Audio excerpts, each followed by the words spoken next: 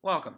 This is Guerrilla Altruism with Temple University under Professor Andrew Hart. This is the neighborhood of Sharswood, North Philadelphia. This semester, our class immersed ourselves in the neighborhood, and we aim to defend its cultural significance and architectural heritage with this presentation. This presentation provides a spatial tour of the neighborhood and its right to remain intact. The depicted mural of famous activist Cecil B. Moore is located in the Sharswood neighborhood. The intricacies of the artwork show the creativity inherent in the community, while the subject matter shows the neighborhood's historic involvement in activism in the greater Philadelphia area. Sharswood arts are present at almost every level, with murals cropping up on building sidings, fence posts, stores, etc. The murals depicted in the upper left was one such mural that was destroyed when a car drove into it. However, much like Sharswood itself, covering it up is a disservice to what was once there.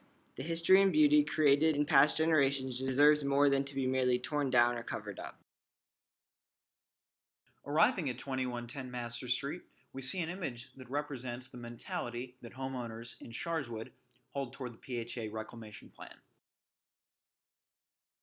The poster that accompanies it introduces a new perspective with which Sharswood residents should see the PHA plan.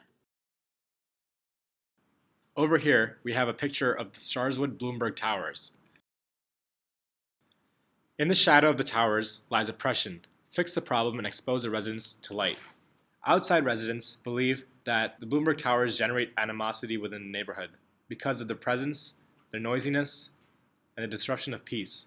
The towers act as a symbol of drug abuse, frustrated people, domestic abuse, and it often divides the neighborhood. Many people wish for the removal of the towers, and the removal of such a presence within the neighborhood will allow for the revitalization of peace within the neighborhood of Sharswood. Back at Master Street, this image shows a nearly complete block of row houses. The significance of this row of houses is more than just a block full of residences. It also represents the architectural heritage that we're trying to preserve in the neighborhood. Full blocks like this need to be preserved so that they can be rebuilt and return to their former glory. And here, also on Master Street, is another beautiful example of the architecture we're trying to preserve. The aging of the brick facade and the weathering of the wooden door show this residence's age, but that it is not ready to come down yet. We met up with a family in Sharswood during one of our many trips into the neighborhood. Only 3 of them wished to be photographed, but there were around 8 or 9 of them total. Sitting outside on the stoop of their porch, they invited us over to talk when they saw we looked a little out of our element. The mother had lived there for, more or less, her whole life. She had raised her children there, who have gone on to have families of their own. 2 generations of families had grown up in this area. Sharswood was home for them. Currently, they're the last tenants on their block. The other families had all moved out or were kicked out. They were given 6 months to vacate their house, and the neighborhood she had once called home for as long as she could remember was no longer hers. Her grandchildren, only toddlers, will grow up never getting to experience living in the area that 2 generations had been raised in. However, that neighborhood is ailing. While parts of Sharswood consist of nearly complete blocks, the areas of Sharswood that are in the most jeopardy are the blocks like this that consist of only one house. It is here, crucially, that we are on the front lines of preserving the neighborhood. So, here we have the North Philadelphia Peace Park.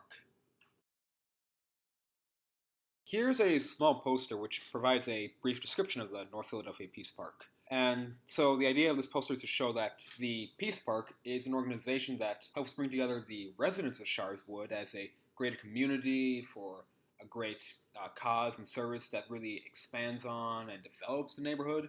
And the idea of this also is that the PHA's plan is destroying such grassroots community efforts and such neighborhood ties and bonds, and that's why the current plan should be amended.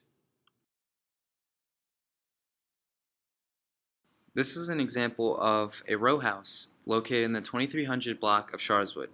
It is specifically located on Nicholas Street, and as you can see, the architecture of the building is in absolutely beautiful condition. The roof has well-defined cornices, And also there's corbelled brick underneath. And all of these elegant designs on this facade of the building are of German origin. Moving on, we have a picture of residents within the neighborhood of Sharswood attempting to revitalize a building that was effaced a long time ago. This image depicts a grassroots effort to rebuild the neighborhood of Sharswood piece by piece. Through this image, people realize that people can work together within the neighborhood to help recreate buildings within their own image and to help revitalize the neighborhood within their own parameters. Without the help of such big businesses such as the PHA or external factors, people can use their own resources in order to revitalize the neighborhood and make it look better as a grassroots effort. We do not need the help of outsiders. Over here we have a picture of the Miller Memorial Baptist Church. Started in the late 19th century, the Baptist Church was a Sunday school and slowly became a church, with the Reverend serving as its pastor. Located on North 22nd Street, the building acts as a very nice symbol of spiritual atmosphere within the neighborhood and connects many people due to religion. Due to the growing number of incoming attendees, the church can often act as a very strong center for communication of issues and problems in the neighborhood and can help solve those issues through mutual peace and mutual friendliness. It is very important that such symbols of spirituality exist within the neighborhood and create an uplifting setting for the people of Sharswood to improve upon and for them to take away with them. This is an image of Master Street in Sharswood. And here we have a small poster about the street and the neighborhood in general.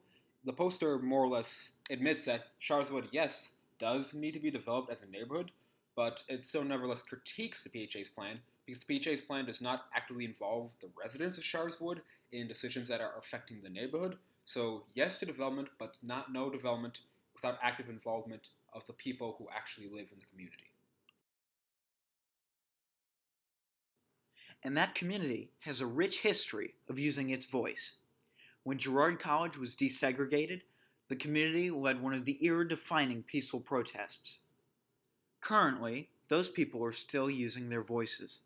We just have to listen. And here is the image of a basketball court that formerly existed in Sharswood. And here is a small poster which details the basketball court and how the PHA's plan has related to it. This poster essentially is meant to convey the fact that the basketball court was one of the few cultural centers in Sharswood. Kids were able to really make use of after school and on the weekends and whatnot, and that as a result of the PHA's plan, the basketball court no longer exists. And so the poster more or less is encouraging people to realize that the PHA is destroying these really centers of culture and of activity and entertainment in Sharswood, and in doing so also tearing the community itself apart. Here are two more testimonies that are at the heart of the issues in Sharswood. Toshia Freeman, mother of one, has lived in the neighborhood for 2 years. She has seen her fair share of ugly moments raising her son here and appreciated the removal of the Bloomberg Towers, another PHA project. There are undeniable issues with the neighborhood, but they can't be resolved by outsiders coming in. They have to be resolved from within. We also spoke with Wanda Crawford, a resident of Sharswood for the last 6 years. Like Toshia, she also appreciated the vacation of the Bloomberg Towers. This looks at one of the issues with the PHA. They put in high-density housing back in the 1960s, and this high-density housing has only done bad things for the neighborhood. The return of PHA-influenced housing to the neighborhood will have no positive consequences. This is a building along Master Street in Sharswood, and its stone facade is a testament of the rich cultural capital that Sharswood has to offer because its designs are also of German origin. And although this building is currently not accessible to the public, it is still very beautiful and there is not much damage to it at all. These fence posts highlight the creativity of Sharswood, using whatever medium possible to display their inner artists. The fences surrounding the community garden, an open space where members of the neighborhood are free to plant fresh produce. The produce is especially essential to people in Sharswood as their nearest grocer is over 2 miles away and without vehicles to get them there, trips to the grocer can be a large burden on families. The garden also serves as a hub for the community, as members can bond and spend time together as they work on their gardening, meaning neighborly bonds are formed, strengthening the community. And that concludes our tour of Sharswood. Over the course of the semester, our appreciation for the neighborhood grew greatly, and it was because of the little things. Socially, Sharswood is unique. The streets are active, and it has a high density of urban gardens. So we turned to the PHA and asked them to reconsider their rehabilitation plan and allow Sharswood to be restored responsibly by the people that call it home. Thank you.